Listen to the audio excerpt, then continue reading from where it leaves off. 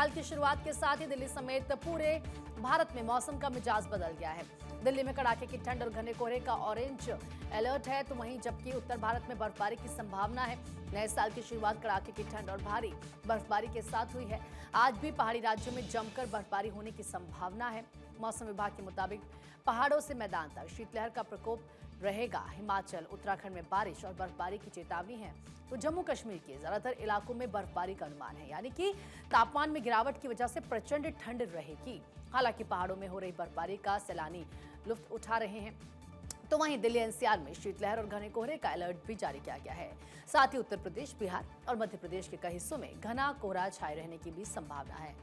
तो पहाड़ पूरी तरह से बर्फ की सफेद चादर में लिपटे हुए नजर आ रहे हैं। पहाड़ पूरी तरह से बर्फ से ढक गए हैं। तस्वीरें जम्मू कश्मीर के सोनमर्ग, गुलमर्ग, पुंछ, द्रास, हिमाचल के कुल्लू में पहाड़ ढक गए। अलग अलग तस्वीरें इस वक्त हम आपको दिखा भी रहे हैं किस तरीके से भारी बर्फबारी यहां पर हो रही है। आप देखिए, इंतजार भी इसी का किया जा रहा था। खासतौर पर पर्यटक जाते हैं पहाड़ों में बर्फबारी को लेकर ही कि बर्फबारी वहां पर हो। और अब ये जो तस्वीरें अलग अलग मैं आपको दिखा रही हूँ, आप देखिए किस तरीके से उत्तर भारत में यहाँ पर कड़ाके की ठंड पड़ रही है और बर्फबारी भी शुरू हो चुकी है। तो तस्वीर उत्तर प्रदेश के अयोध्या, वाराणसी से भी आपको दिखाएंगे, मुरादाबाद, मध्य प्रदेश के ग्वालियर की भी आपको दिखाएंगे, जहां पर इस समय कड़ाके की ठंड पड़ने लगी है। सर्दी में लोग घरों में रहने को मजबूर है। तस्वीरें भी आप यहां पर देख पाएंगे किस तरीके से सिर्फ और सिर्फ कोहरा नजर आ रहा है, मानो जैसे वाहनों की रफ्तार थम सी गई हो। और हालांकि अभी लोगों से कहा भी यही जा रहा है कि अभी आप लोग बहुत लंबी दूरी की यात्रा करने से बचे, क्योंकि घना कोहरा है। खासतौर पर जो एक्सप्रेस वे होते हैं वहां पर और ज्यादा डर हो जाता है। वहीं सुबह होते ही राजधानी दिल्ली एक बार फिर धुंध की चादर में आज भी लिपटी नजर आई। दिल्ली वालों को फिलहाल धुंध और कोहरे से राहत मिलती हुई नजर नहीं आ रही है। दिल्ली के एम्स, अक्षरधाम, धौलाकुआं, सराय काले खां, इंडिया गेट, नई दिल्ली रेलवे स्टेशन में धुंध और कोहरा छाया हुआ है। तस्वीरें आप यहां पर देख पाएंगे।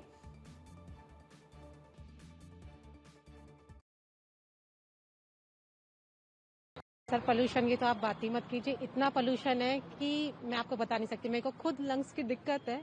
मेरे को मालूम है कि मेरे को सांस लेने में कितनी दिक्कत हो रही है इस टाइम। सिर्फ कहने के लिए कि हाँ ये हो रहा है, वो हो रहा है, कुछ नहीं कर रही है सरकार। और पोल्यूशन हद से ज्यादा है, हद से ज्यादा। हेल्थ पे, मेरी हेल्थ पे फर्क पड़ेगा तो मेरी फैमिली पे ही पड़ेगा। सबसे बड़ी बात है, क्योंकि जॉब करती हूँ तो बच्चों को ही दिक्कत होगी। अगर मुझको कुछ होता है लाइफ में तो बच्चों को ही प्रॉब्लम होगी। तो इस वजह से पोल्यूशन के लिए तो हम कुछ कर ही नहीं सकते। घर में हम रह नहीं सकते हैं, बाहर हमें निकलना ही पड़ेगा जॉब के लिए। तो हैंडल तो हमको ही करना पड़ेगा। गाड़ी उड़ी से भी बढ़ रहा है। दिल्ली तो बहुत खतरनाक दिनों दिन साबित होते जा रहा है। स्वास्थ्य के भी हानिकारक होते जा रहा है धीरे धीरे। बॉडी भी लूज होते जा रहा है ये पोल्यूशन के चलते। तो कुछ कहना चाहेंगे गवर्नमेंट को कि हाँ आप कुछ करिए, आप सुधार कीजिए, हम यही कहना चाहेंगे। और क्या कहना चाहेंगे हम? यही कहना है सर, ये तो हर साल का हुआ है, हर साल का ये तो पोल्यूशन के बढ़ने से आपके और परिवार के स्वास्थ्य पे क्या प्रभाव? वो तो फर्क पड़ता ही है, तुम्हें पता ही है। क्या क्या बीमारियां हो? बीमारी तो तुम्हें पता ही है, शुगर है, टीबी है, हर चीज है, कई बीमारी हैं। दिल्ली में पॉल्यूशन जो है जरूरत से ज़्यादा है। सभी को सांस लेने में दिक्कत हो रही है। बुजुर्गों को, बच्चों को बहुत ही ज़्यादा दिक्कत है इस समय, और सरकार को इसके लिए कदम उठाने चाहिए। हाँ, पोल्यूशन बहुत ज़्यादा है आजकल के समय में। और देखिए, इतनी प्रॉब्लम है कि हमें मास्क लगा के निकलना पड़ रहा है। और ये इतनी ज़्यादा दिक्कत है कि अगर मास्क न लगाएं तो गले में दर्द, और मेरा 3 दिन से अभी दोबारा बहुत ज़्यादा पेन हो गया है। क्योंकि कुछ ज़्यादा ही बढ़ गया है पिछले कुछ सालों से। इस बार कुछ ज़्यादा ही खराब हालत थी, प्लस ठंड भी इस बार ज़्यादा उसकी सहायता नहीं कर रही है। तो साथ में उनका जो मिश्रण है वो बहुत ही ख़राब चल रहा है। उसकी वजह से हमारी एज ग्रुप का तो भी ठीक है, बट जो पेरेंट्स वाला एज ग्रुप है, जो 60 साल के अराउंड है या उनसे ज़्यादा है, उनकी हालत थोड़ी ज़्यादा ख़राब है। उनका बाहर निकलना थोड़ा कम हो पा रहा है, और ऊपर से रोजमर्रा के जो काम भी हैं वो भी उनसे थोड़े ढंग से नहीं हो पा रहे हैं, क्योंकि निकलने के बारे में 2 बार सोच रहे हैं। मास्क ज़्यादा पहन रहे हैं, जो उन्होंने इतने सालों कोविड के बाद पहना नहीं था। और सेम गोज़ बच्चों के लिए भी। ठंड तो है ही इधर सर। लकड़ी क्या हम लोग देखो साथ तोड़ तोड़ के लाते हैं। बहुत ठंड है सर यहाँ कानपुर में। हाँ, बहुत दिक्कत होती है आने जाने में, बैठने उठने में। कहीं लकड़ी की सुविधा नहीं है यहाँ पे। आज बहुत ठंड है। किस तरीके से काम कैसे कर रहे हैं? काम करने का मन नहीं कर रहा है, ठंड इतनी पड़ रही है। आज ठंड बहुत है, आज कल से भी ज्यादा ठंड है, और आज सुननी भी है बहुत। कोहरा भी बहुत है, आज कोहरे में चमकना भी ऐसा हो रहा है, सवारियों का भी निकलना दुश्वार हो रहा है। तो आज सबसे ज़्यादा ठंड है आज, और कोहरा भी है। तो आपने सुना यहाँ पर लोगों को जो कि इस वक्त ठंड और कोहरे से परेशान है। अब आपको अलग अलग इलाकों का टेम्परेचर भी बता देते हैं। शुरुआत करते हैं राजधानी दिल्ली से, जहां का इस वक्त टेम्परेचर 11 डिग्री सेल्सियस है। नोएडा की बात करें तो 11.3 degree Celsius, Gurugram 11.2 degree Celsius, Faridabad 11.2 degree Celsius, Ahmedabad 15 degree Celsius, Kolkata 14 degree Celsius, Bengaluru 18 degree Celsius, Mumbai की बात करें तो 23 डिग्री है और चेन्नई 25 डिग्री है, हैदराबाद 15 और पुणे 16 डिग्री सेल्सियस। अगर उत्तर प्रदेश की बात करते हैं तो उत्तर प्रदेश के देवरिया, गोरखपुर, कुशीनगर, बलरामपुर, बहराइच, कानपुर, लखनऊ, लखीमपुर खीरी, इसके अलावा आजमगढ़, मैनपुरी, आगरा में घने कोहरे को लेकर भी चेतावनी मौसम विभाग की तरफ से जारी की गई है। कौन कौन से जिले हैं उत्तर प्रदेश के वो आप जान लीजिए। सबसे पहले बात देवरिया की, गोरखपुर की, कुशीनगर, बलरामपुर, बहराइच, कानपुर, लखनऊ, लखीमपुर खीरी, रामपुर, आजमगढ़, मैनपुरी और आगरा। तो ये तमाम वो जिले हैं उत्तर प्रदेश के जहां पर इस वक्त घने कोहरे का अलर्ट जारी है। बात उत्तराखंड की करें तो चंपावत, नैनीताल, अल्मोड़ा, पिथौरागढ़ में ओले गिरने की भी संभावना है। पंजाब की बात करें तो अमृतसर, लुधियाना, संगरूर में घने कोहरे की चेतावनी जारी की गई है। बात हरियाणा की करें तो सोनीपत, गुरुग्राम, झज्जर में घने कोहरे से यात्रा करने में और ज्यादा परेशानी बढ़ा दी है। पहियों की रफ्तार थम गई है। उत्तराखंड में ओलों की भी मार इस दौरान देखने को मिल रही है, जैसे कि चंपावत, नैनीताल, अल्मोड़ा, पिथौरागढ़ में खासतौर पर ज्यादा असर पड़ रहा है। अब बात कर लेते हैं पॉल्यूशन मीटर की, कहां पर कितना AQI इस वक्त दर्ज किया जा रहा है। शुरुआत करते हैं मुंबई से।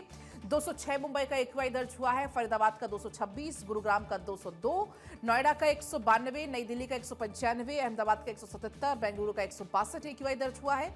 कोलकाता 365, चेन्नई 195, हैदराबाद 237 और पुणे 171 AQI दर्ज किया गया है। अब आपको सीधा ग्राउंड जीरो पर लिए चलते हैं। ग्राउंड जीरो पर क्या स्थिति है, ठंड की भी, AQI की भी। आज जो सहयोगी हमारे लखनऊ से नीलेश जुड़ गए हैं, दिल्ली से अक्षय, देहरादून से पंकज हमारे साथ जुड़ गए हैं।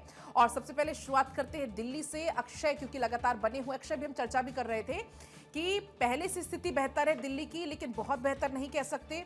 बेहतर बस इस स्केल पर कह सकते हैं कि जो आंकड़ा पहले 400 छू रहा था वो अब लगभग 150 से 200 के बीच में है।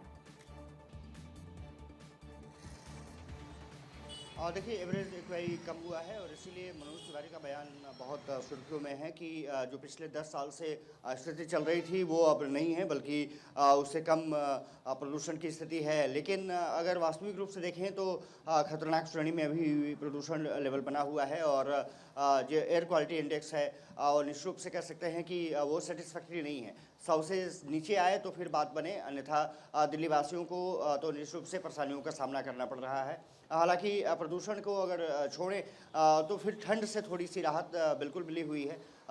हालांकि थोड़े से बादल जरूर छाए हैं, उम्मीद कर रहे हैं कि बारिश भी हो सकती है। हवाई यातायात और रेलवे यातायात के साथ सड़क यातायात पर भी निश्चित रूप से असर पड़ा है। लेकिन ये कहा जा रहा है कि दिल्ली में जब बारिश होगी तो प्रदूषण की स्थिति से थोड़ा सा निजात मिल सकती है, लेकिन अभी हालात ऐसे दिख नहीं रहे हैं। दूसरी बादल छाए हुए हैं, कल थोड़ी 1-2 जगह बूंदाबूंदी हुई थी, लेकिन आज ऐसा कुछ दिख नहीं रहा है। बादल हालांकि अभी भी छाए हुए हैं और ये अनुमान लगाया जा रहा है कि अगर बारिश हो जाए तो फिर थोड़ा सा प्रदूषण से राहत मिल सके। और अभी जो टेम्पररी थोड़ी सी AQI लेवल बेहतर इसलिए हुआ है क्योंकि हवाएं चली हैं 12 से 15 किलोमीटर प्रति घंटे की स्पीड से। अगर ऐसा होता है तो फिर थोड़ा सा प्रदूषण से निश्चित रूप से राहत मिलेगी। ये भी कहा जा रहा है कि कल से ज़्यादा कोहरा देखने को मिल सकता है। 3 तारीख से लेकर के 6 तारीख के बीच में, जनवरी के बीच में कोहरे की चादर ज़्यादा दिल्ली पर हावी रहेगी और वेस्टर्न डिस्टर्बेंस क्रिएट हो सकता है।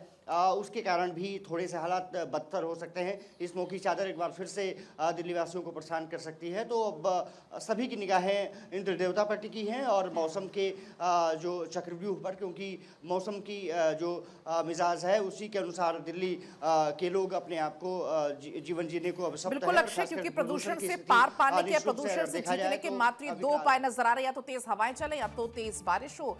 बारिश भी हालांकि कल हुई थी लेकिन बहुत कम हुई। उम्मीद ये थी कि शायद और हो सकती लेकिन नहीं हुई। लौटेंगे आपके पास देहरादून से पंकज हमारे साथ लगातार बने हुए हैं। पंकज, क्योंकि अभी हम चर्चा भी कर रहे थे जैसा कि आप पहले की तुलना में AQI वहां का बेहतर हुआ, जैसा कि पहले आपने बताया कि 200 क्रॉस कर गया था लेकिन अब 200 के अंदर अंदर आ गया है। जो लोग यहां से पहाड़ों की तरफ रुक किया था AQI से बचने के लिए, अच्छे उम्दा क्वालिटी की हवा में सांस लेने के लिए, लेकिन वहां पर भी उनको वो नसीब नहीं हो पा रहा है अब तो। बिल्कुल, देखिए जिन उम्मीदों के साथ तमाम पर्यटक उत्तराखंड की ओर आते हैं कि वहाँ की शांत वादियाँ हैं और वहाँ पर जो हवा है उन्हें शुद्ध मिलेगी, लेकिन यहाँ देहरादून में प्रवेश करते करते उनका जो उन्हें शुद्ध हवा की उम्मीद होती है वो नहीं मिल पाती है। अभी भी मैं अगर देहरादून के एक्यूआई की बात करूँ तो ये 200 के करीब पहुँच गया है, जो ठीक गुणवत्ता में नहीं माना जाता है। इस लिहाज से कह सकते हैं कि थोड़ी प्रॉब्लम उन लोगों को जरूर है जो दिल्ली, उत्तर प्रदेश, हरियाणा या अन्य नए जगहों से उत्तराखंड में आ रहे हैं पर्यटक के रूप में। लेकिन अगर हम देहरादून के ऊपर की बात करें, जो मसूरी का क्षेत्र है उस क्षेत्र में पूरा एक्यूआई शुद्ध होता है, वहाँ की हवाएं बिल्कुल ठीक होती हैं। तो इस लिहाज से जो लोग पर्यटक उत्तराखंड के पर्वतीय हिल एरिया में जा रहे हैं उनके लिए अच्छी खबर है कि वहाँ का जो एक्यूआई है वो शुद्ध है और मौसम भी ठीक बना हुआ है। अभी देखिए जब हम सुबह लोगों को भारत 24 पर दिखा रहे थे कि किस तरह से कोहरा छाया हुआ था, फिलहाल अभी देखिए देहरादून में धूप पूरी तरह से खिल गई है और जो मौसम है वो भी साफ हो गया। लेकिन हरिद्वार, उधम सिंह नगर में अभी भी वहाँ कोहरा छाया हुआ है। पर्वतीय क्षेत्रों में कुछ जगह बादल छाए हुए हैं। मौसम विभाग ने कहा था कि 2 जनवरी तक जो मौसम का मिजाज है वो थोड़ा चेंज होने की संभावना है। उस लिहाज से जो पर्वतीय क्षेत्र है उनके कुछ हिस्सों में बादल छाए हुए हैं। कुछ जो हिमालयी क्षेत्र है जैसे पिथौरागढ़ है, उत्तरकाशी है, चमोली है, रुद्रप्रयाग के जो उच्च हिमालय क्षेत्र है, जो बद्रीनाथ, केदारनाथ, यमुनोत्री, गंगोत्री के ऊंचाई वाले क्षेत्र है, वहां पर जो टेम्परेचर है वो -5 से भी ऊपर पहुंच गया है। तो वहां पर जो बर्फबारी का सिलसिला है वो लगातार जारी है। उस साइड में बर्फबारी हो रही है। लेकिन जो अभी हम अगर जैसे मसूरी है, नैनीताल है, ओली है, इसके अलावा दूसरे जो ऐसे टूरिस्ट पैलेस हैं जहां पर बर्फबारी का आनंद लेने के लिए टूरिस्ट आते हैं, वहां पर बर्फबारी अभी तक नहीं हुई है। अमूमन ये देखा गया है कि दिसंबर के अंतिम सप्ताह तक इन क्षेत्रों में बर्फबारी हो जाती थी, लेकिन वो क्षेत्र अभी जो सफेद चादर जिनमें ओढ़ लेते थे वो अभी सूने हैं। ऐसी संभावना जताई जा रही है कि अगर पश्चिमी विक्षोभ आज रात से सक्रिय होता है तो इन क्षेत्रों में कहीं कहीं बर्फबारी हो सकती है। जो टूरिस्ट पहुंचे हुए हैं, जो रुके हुए हैं, जो जिनको आस है, उम्मीद है, वो रुके हुए हैं, उनको संभावना उन क्षेत्रों में बर्फबारी देखने को मिल सकती है। लेकिन अभी फिलहाल ये कहा जा सकता है कि मौसम विभाग ने मैदानी क्षेत्रों में जो शीतलहर को लेकर अलर्ट जारी किया है, इसके अलावा पर्वतीय क्षेत्रों में पाला गिरने के साथ साथ कहीं कहीं बूंदाबांदी के आसार जताए गए हैं। और साथ ही साथ जो उच्च हिमालय क्षेत्र है, जो 3500 मीटर से अधिक ऊंचाई वाले क्षेत्र हैं, वहां पर माइनस में तापमान पहुंचा है। वहां पर जो झरने हैं वो जमे हैं, पाइपलाइन पानी की वो जम गई हैं। इसके साथ साथ ही कुछ क्षेत्रों में बर्फबारी भी हुई है और जो हिमालय की जो चोटियां हैं वहां पर तो हर वक्त का जो सिलसिला है वो बर्फबारी का होता ही है। तो उसका जो असर है वो मैदानी क्षेत्रों में देखा जा रहा है। शीतलहर की वजह से जो सुकड़न वाली ठंड है वो आ रही है। फिलहाल देहरादून में धूप खिली है, जो लोगों को कोहरे से सुबह दिक्कत होती है उससे ठीक है, जैसे हम देखते हैं। बिल्कुल ठीक है। और चूंकि हमारे साथ नीलेश भी लगातार बने हुए हैं लखनऊ से। नीलेश, आप बताइएगा लखनऊ की क्या स्थिति है और ओवरऑल यूपी की आप स्थिति भी बताइएगा, क्योंकि यूपी के कुछ जिले ऐसे हैं जहां पर अलर्ट जारी किया गया मौसम विभाग की तरफ से। देखिए, बिल्कुल अगर हम उत्तर प्रदेश की बात करें, खासतौर पर उत्तर प्रदेश की राजधानी की बात करें, तो सुबह 9 बजे जब हम यहाँ से ग्राउंड जीरो से तस्वीरें दिखा रहे थे तो उस समय सूर्यदेव ने दर्शन दिए थे, धूप निकली हुई थी। लेकिन अभी की अगर हम तस्वीरों की बात करें तो ठंडी हवाएं चल रही हैं और धूप बिल्कुल गायब हो चुकी है। आसमान से एक बार फिर से जो है ठंडी जो है वो बढ़ती हुई दिखाई दे रही है। कहीं ना कहीं तस्वीरें अगर हम इस वक्त की दिखाएं तो विजिबिलिटी कम हो गई है, क्योंकि सुबह जब हमने 9 बजे की तस्वीरें दिखाई थी उस समय मौसम साफ लग रहा था। लेकिन अभी की अगर हम बात करें तो एक बार फिर से धुंध छाती हुई दिखाई दे रही है। और इस समय के अगर हम तापमान की बात करें तो तापमान करीब 8 से 9 डिग्री सेल्सियस राजधानी का बना हुआ है। उसके अलावा अगर हम राजधानी के एयर क्वालिटी इंडेक्स की बात करें तो एयर क्वालिटी इंडेक्स 200 के पार है। उसके अलावा अगर हम उत्तर प्रदेश के अलग अलग जनपदों की बात करें तो जिसमें गोरखपुर है, बांदा, बलिया, बस्ती, श्रावस्ती, ये ऐसे जिले हैं जिनको लेकर मौसम विभाग ने अलर्ट जारी किया है कि यहाँ पर भीषण कोहरे के साथ साथ ठंड का सामना आम नागरिकों को करना पड़ेगा। उसके अलावा अगर हम पश्चिमी यूपी में जाते हैं, बरेली, शाहजहांपुर, पीलीभीत, ये ऐसे जिले हैं जहां पर मौसम विभाग ने अलर्ट जारी कर कहा है कि अगले 48 घंटों तक यहां पर भीषण ठंडी पड़ने की संभावनाओं के साथ साथ घना कोहरा भी पड़ेगा। तो ऐसे में वाहन चालकों को परेशानी का सामना करना पड़ रहा है और स्वास्थ्य महकमे की तरफ से भी एडवाइजरी जारी की गई है। बुजुर्ग और बच्चों को अगर ज़्यादा जरूरी ना हो तो घरों से बाहर ना जाने दें, क्योंकि ठंड इतनी ज़्यादा है। अगर बुजुर्गों को, बच्चों को ठंड लगती है तो वो बीमार हो जाएंगे और अस्पताल में भर्ती कराना पड़ेगा। उसके अलावा नगर निगम, जिला प्रशासन की बात करें तो उत्तर प्रदेश के 75 जिलों में नगर निगम और जिला प्रशासन की तरफ से सरकार के निर्देश पर आम नागरिकों के लिए, वाहन चालकों के लिए, राहगीरों के लिए बड़े पैमाने पर इंतजाम किए गए हैं। चौराहों पर अलाव की व्यवस्था की गई। उसके अलावा निराश्रित और जो मजदूर लोग हैं जो दूसरे शहरों में नौकरी के लिए जाते हैं, काम धंधे की तलाश में जाते हैं, जिनको खुले आसमान के नीचे रात बिताने के लिए जिनकी मजबूरी होती है, ऐसे लोगों को भी राहत पहुंचाने के लिए उत्तर प्रदेश सरकार ने बड़े पैमाने पर अस्थायी और स्थायी रैन बसेरों की व्यवस्था की है, जहां पर हर दिन हजारों की तादाद में लोग जो है चैन की नींद सोते हैं। तो कहीं ना कहीं ठंड से बचने के लिए सरकार ने व्यवस्था की है, लेकिन लोगों को भी जागरूक होना पड़ेगा कि अगर वो अपने घरों से निकल रहे हैं। नीलेश, आपने सही कहा। एक बार फिर से दिल्ली का रुख कर लेते हैं। अक्षय, जरा बताएं कि यहाँ पर प्रशासन की तरफ से किस तरह की व्यवस्था की गई है लोगों को ठंड से बचाने के लिए। रैन बसेरों की अगर मैं खास तौर पर बात करूं तो वहां पर कैसी व्यवस्था है?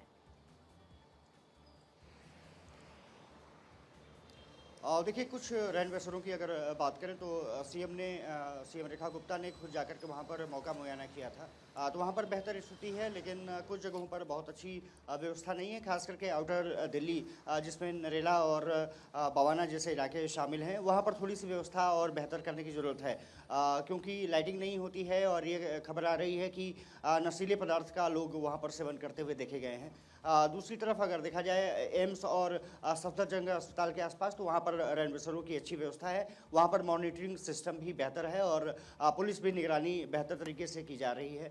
अलाव की व्यवस्था भी अलग अलग जगहों पर की गई है, लेकिन सेंट्रल दिल्ली में ऐसा कुछ अभी हमें दिखा नहीं है। हालांकि सरकार ने साफ तौर पर कहा है कि अलाव की व्यवस्था की जाए और खास करके एनडीएमसी और एमसीडी इस पूरे मसले को देखें।